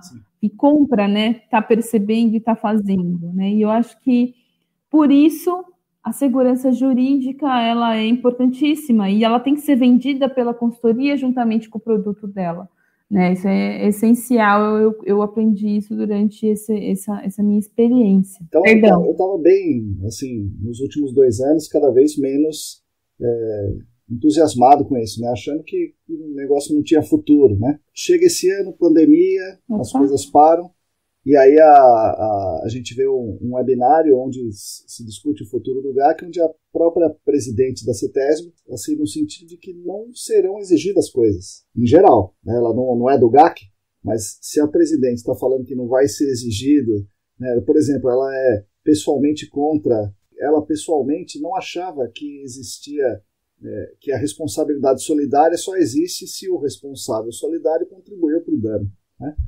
Então, isso me assustou um pouco. Falei, caramba, se isso for levado à frente, não tem mais responsabilidade ambiental, né? Então ninguém vai querer investigar, porque está tudo certo, então vamos seguir em frente. Só que de lá para cá, as coisas mudaram assim, no sentido que o mercado continuou acontecendo. Eu achei que não ia mais ter, sabe? Com a pandemia, a economia caída, os governos iam falar, acabou esse negócio, para com isso aí, mas não foi o que aconteceu. E se não aconteceu isso nem agora, eu acho que não vai deixar de existir o GAC em curto período de tempo. Aqui nos próximos 5 anos ele não vai deixar de existir. E se ele não vai deixar de existir, eu acho que é natural um desenvolvimento, né? Um crescimento da qualidade, o crescimento da consciência das pessoas. O que eu estava super pessimista, agora eu mudei mais recentemente, estou um pouco mais otimista. Se surgir a hipótese ele deixar de existir, você já avisa que a gente bola uma manifestação na Paulista, lá embaixo. Mas e você, Denise? Pode fazer a pergunta agora. Não, eu queria... Que nem você comentou várias vezes que os parceiros, as pessoas que trabalham com você, falam, o cliente não quer pagar. Você, como pessoa que vende um produto para esse segmento, quais são as dificuldades que você enxerga para poder, assim, diluir essa imagem, essa questão, e as dificuldades também frente ao cliente, se você, além daquelas que a gente já apontou, de instruir mais, de orientar mais, se você enxerga mais algumas questões que a gente também, como cliente, possa internalizar e levar à frente para mostrar, não, pera, isso também pode ser alterado, pode melhorar. Bom, pessoal, eu vou gravar novamente o que eu respondi para a Denise aqui, porque a minha fala ficou muito confusa, mas eu vou manter a linha de pensamento que eu fiz na hora. Então, isso aqui, embora esteja tratado de outra forma, não é uma resposta fake não, tá? É a resposta que eu dei na hora. Então vamos para a resposta aí. Bom, Denise, eu vou dar um depoimento pessoal, mas que não dá para generalizar. O nosso cliente é a consultoria, não é o cliente final. Nós não temos acesso ao cliente final, nós não temos as habilidades necessárias para falar com ele, a gente, enfim, não fala com ele, né? Não fala com o cliente final, exceto em alguns casos muito raros, onde o cliente conhece a gente, conhece o nosso trabalho e muitas vezes ele até incentiva a consultoria a nos chamar. Bom, mas qual era o nosso apelo para o nosso cliente, que é a consultoria? O nosso apelo era um trabalho minucioso, de qualidade, que faz o que deve ser feito da melhor forma possível. Qual era o nosso lado ruim? Nós somos, e nós éramos, né, muito ruins de negócio. Eu, meu irmão, meu pai, somos até um pouco exageradamente teimosos, né? E um pouco intransigentes também. Isso dificultou muito a nossa jornada como empresa. Bom, mas de modo geral, a consultoria é uma empresa. A empresa tem como objetivo, obviamente, obter lucro, né? E para isso, para a consultoria obter lucro, eles querem atender o cliente da forma que eles acham que devem atender, né? Que proporciona mais lucro para eles. Eles julgam que atender o cliente é fazer a coisa o mais barato possível naquele projeto específico. Ainda que isso não seja o melhor, olhando todo, mas não importa. O que importa é aquele projeto específico que ele está concorrendo. Então o comercial joga todo o peso para baratear o custo para pegar o projeto, né? O que acontecia com a gente? A consultoria nos perguntar, a gente acertava o escopo e o nosso preço era, sei lá, 100. E aí, para baratear o projeto, né, essa fase do projeto, já que ela sempre tem uma concorrência, né? Mesmo que não tenha concorrência, sempre tem um apelo do cliente para reduzir o custo e tal. Daí a consultoria dava para o cliente a oportunidade de escolher entre nós e outras empresas de sondagem. Aí, digamos, a empresa A custava 50, a gente custava 100, né? A empresa A custava 50, a empresa B custava 30. E aí, embora não fosse a mesma coisa, por exemplo, nenhuma das duas tinha dual tube, ou não tinha o furo revestido certinho, não tinha tenda, cortador de liner, caixa preta, ferramental não era de primeira, que nem o nosso, etc. Ou as outras empresas usavam, sei lá, single tube com portinhola, ou não tinha protocolo de descontaminação de ferramenta, etc. Né? E aí, se a consultoria, que é a expert, fala para o cliente que tudo isso aí é a mesma coisa, nós, a empresa A e a empresa B, então o cliente certamente vai escolher o mais barato. E a gente foi ficando fora do mercado. Né? No nosso caso específico, então, juntava a ideia da consultoria, que não tinha diferença, né? Então a consultoria estava dentro dela, dentro da cabeça dela, não tem diferença entre o nosso trabalho e de outras empresas. Ou por desconhecimento, ou por realmente achar que isso não importa, ou por questão financeira, sei lá. Mas a consultoria julgava que não tinha diferença entre o nosso trabalho e de outras empresas. Junta isso com a nossa inabilidade de gestão, inabilidade de marketing, finanças, etc. Tudo isso acabou ficando que nós somos considerados muito caros e ficou extremamente raro chamarem a gente para trabalhos de execução de sondagem, de amostragem de solo. Hoje, estamos praticamente fora do mercado de sondagem, né, comum. A gente, nesse segmento, nós só fazemos assim, projetos especiais que sejam realmente relevantes para a consultoria ou para o cliente, e que ou a consultoria ou o cliente ou os dois conheçam a diferença de trabalho e precisem realmente que a gente faça, porque precisa de um dado confiável, sei lá. E nossa atuação paralela está sendo em cursos, né? Então a gente tem feito cursos, tem ensinado outras empresas de sondagem, ensinado o pessoal da consultoria a coletar os dados em campo. Isso tem sido legal, é uma espécie de consultoria para consultoria, isso tem sido bom. Mas o mercado mesmo de sondagem a gente praticamente saiu fora. E para resumir então a sua pergunta, eu acho que a consultoria prefere fazer o que a consultoria sempre fez, sem grandes mudanças, de modo que ela possa automatizar os processos. Se sai um pouco da rotina dela, ela prefere não mudar.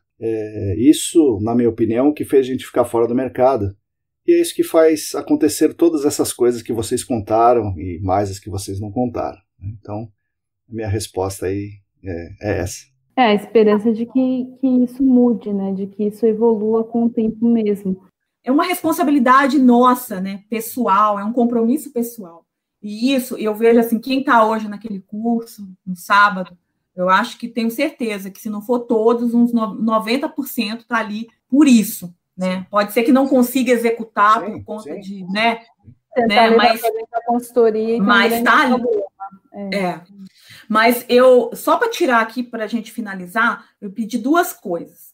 Uma, eu gostei muito da opinião da Denise, e aí fica a sugestão para o Tanaka de fazer o curso online. Isso para abrir oportunidade para outros estados. Eu acho que é uma excelente ideia, e eu acho que talvez, sei lá, marcar uma vez por mês, sei lá, fazer umas práticas, consolidar as práticas em períodos de curto tempo, mas eu acho que é uma oportunidade muito grande de divulgar o trabalho do Senac. Porque muitas vezes a pessoa não faz porque é longe. Sim. Bom, Débora e Denise, obrigado pelas perguntas que vocês me fizeram. E agora a gente chegou no final do episódio e vocês podem deixar as palavras finais de vocês. Agora o podcast é de vocês. Podem falar o que quiserem, o que eu esqueci de perguntar, alguma mensagem, algum recado para alguém. Fique à vontade. Eu quero falar, acho que a todos os profissionais, né? Todos os responsáveis técnicos que estão ouvindo aqui, né? Eu acho que sempre procurem fazer o melhor, né? Trabalhar com qualidade, independente do trabalho que você esteja fazendo, né? Se você esteja em campo, execute o melhor trabalho no campo. Se você estiver elaborando relatório, elabore o melhor relatório no escritório.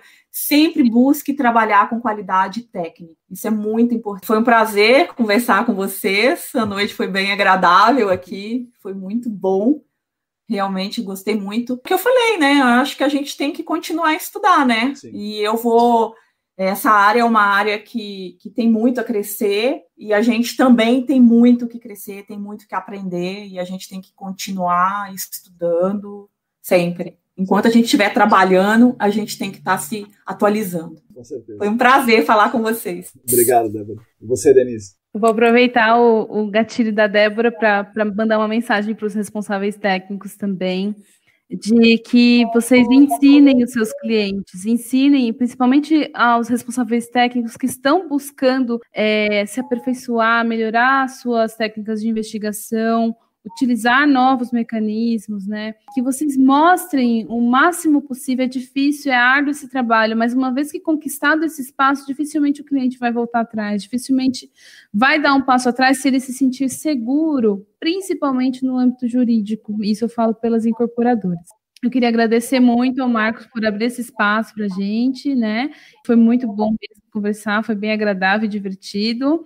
E também agradecer muito ao Senac, professores, a toda a equipe, né, que tem aí, que bolou esse curso, que está movendo aí várias pessoas de diferentes locais para poder aprender e entender um pouco mais esse mercado, que não é fácil, não é um mercado que você consegue, assim, digerir em pouco tempo, é algo que leva meses, anos, e é necessário um aperfeiçoamento contínuo, tá bom? Obrigada, viu, gente? Uma boa noite para vocês.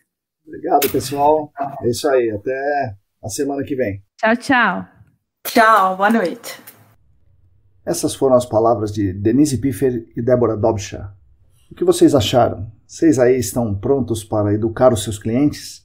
Vocês estão com a DD debaixo do braço? Estão em constante atualização? Bom, vocês perceberam que pelo menos parte dos clientes aprecia isso e vocês puderam ouvir as palavras da Denise e da Débora.